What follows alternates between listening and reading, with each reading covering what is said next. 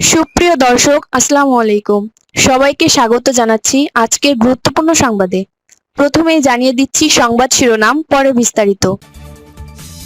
বাংলাদেশ এখন ভোটের শেষ লগ্নে। ঠিক এই সময় সবচেয়ে বড় সংখ্যাটা কি ছিল বলেন তো? আইন শৃঙ্খলা পরিস্থিতি অথবা নিরাপত্তা।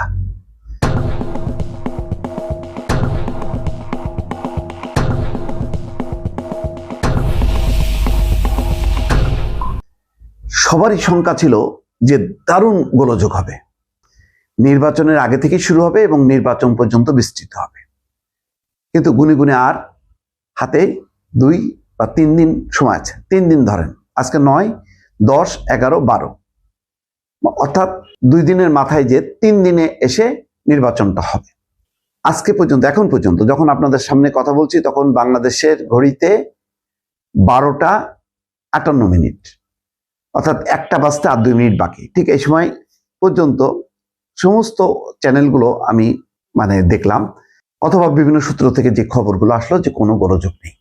সবচেয়ে গুরুত্বপূর্ণ ব্যাপার হচ্ছে যে এই মুহূর্তে ঢাকায় আজকে সম্ভবত শেষ সময়, আজকে বা কালকে কটা পর্যন্ত যাই না, শেষ নির্বাচনী প্রচারণা, এবং জামাতের আমির একদিকে, অন্যদিকে তারেক রহমান ঢাকার একেবারে বিভিন্ন থানায় থানায়, ওয়ার্ডে ওয়ার্ডে ঘুরছেন।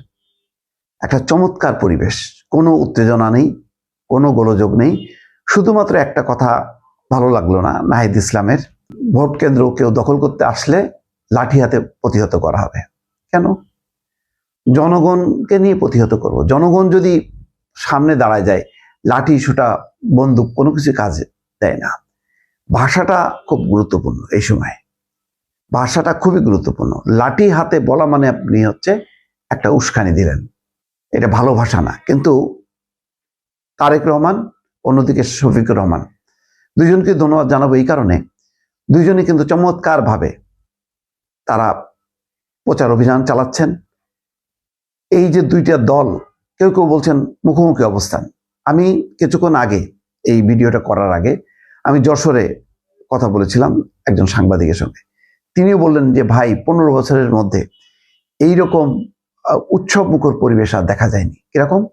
বললো যে পাশাপাশি মিছিল যাচ্ছে, এই বিএনপির মিছিল কিছুক্ষণ পর জামাতের মিছিল ক্রস করছে একে অন্যের মিছিলকে, কিন্তু কোনো রকম কোনো উত্তেজনা নেই, কোনো রকম উস্কানি নেই। আমি বললাম যে যদি আওয়ামী লীগের থাকতে এখানে, বলো যে ওরে বাপরে বাপ, অসম্ভব ব্যাপার ছিল, মানে সংঘাত অনিবার্য। তিনি আরো বললেন যে নির্বাচন এলে 2, 4, 5টা খুন, এটা একটা নিয়মিত ব্যাপার ছিল, এখন কিন্তু নেই। তার মানে এর আগে একতরফা নির্বাচন হবার পরও এরকম খুনোখুনি হতো, এইবার প্রতিদ্বন্দ্বিতামূলক তীব্র। যশোরের 6টা আসনের ব্যাপারে তার ধারণা যে ভাগাভাগি হবে, এবং সেটাও হয়তো বিএনপি আরো ভালো করতে পারতো, কিন্তু বিএনপির আভ্যন্তরীণ দুর্বলতা বা সাংগঠনিক দুর্বলতা, প্রার্থী সিলেকশন, শেষ মুহূর্তে প্রার্থী পরিবর্তন, এসব মিলায় বিএনপি কিছুটা পিছায় পড়লেও ধানের শীষ তো ধানের শীষ, দলমত নির্বিশেষে তার পক্ষে একটা জোয়ার আছে। কিন্তু লক্ষণীয় যে দাঁড়িপাল্লার পক্ষেও নীরব ভোট অনেকখানি সামনে চলে এসছে, তারা এখন সরব হয়ে উঠছে। দেখেন, আমি বক্তব্য দিচ্ছি কোনো দলকে না, কোনো প্রার্থীকে না।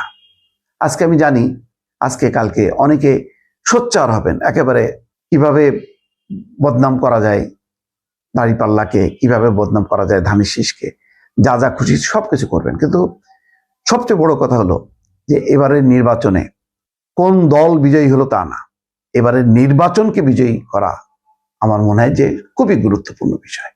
কারণ গত 3টা টার্মে নির্বাচন পরাজিত হয়েছে, ভোট পরাজিত হয়েছে। এবারের কিন্তু সবচেয়ে বড় বিষয় হচ্ছে ভোট বা নির্বাচন জয়যুক্ত হইতে হবে। ডক্টর মোহাম্মদ ইউনূস কিন্তু বলেছেন যে এবারের নির্বাচনটা হবে অন্যতম সেরা একটা নির্বাচন। বলা যায় না, সেটা কিন্তু হতেও পারে। হ্যাঁ, আপনি বলবেন যে এটা একদম পূর্ণাঙ্গ হলো না, কারণ আওয়ামী লীগ নেই। এখন আওয়ামী লীগ কেন নেই? এইরকম একটা পতনের পর আওয়ামী লীগ না থাকাটা কি স্বাভাবিক না? স্বাভাবিক। এর আগে কি হলো? গণতান্ত্রিক নির্বাচনের নামে 3টা নির্বাচনে বিদেশিরা এত অনুরোধ করলো, শেষ পর্যন্ত বিএনপিকে তো নির্বাচনে রাখা যায়নি, জামাতকেও রাখা যায়নি। সেটাকে নিয়োগ কি করতে পেরেছে? পারেনি। 18 সালে একটা টেস্ট কেস ছিল, সেখানেও ফেল, চরমভাবে আওয়ামী লীগ ফেল।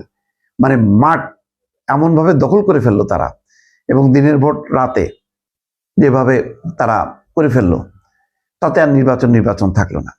ফলে 3টা নির্বাচনে বিপরীতে আমি আজকে পর্যন্ত দাঁড়িয়ে, ঠিক 9 তারিখ, বাংলাদেশের 9 তারিখ সময়, এখন কথা বলতে বলতে আরো 2-3 মিনিট গড়ালো, 1:03 মিনিটে বলতে পারি এখন পর্যন্ত সেরা নির্বাচনী পরিবেশ। এইরকম পরিবেশ বাংলাদেশের ইতিহাসে সর্বশেষ কবে ছিল আমি জানি না দর্শক। কথা ঠিক কিনা আপনার মতামত চাই, সুচিন্তিত মতামত চাই দর্শক। ভালো থাকবেন, আল্লাহ হাফেজ।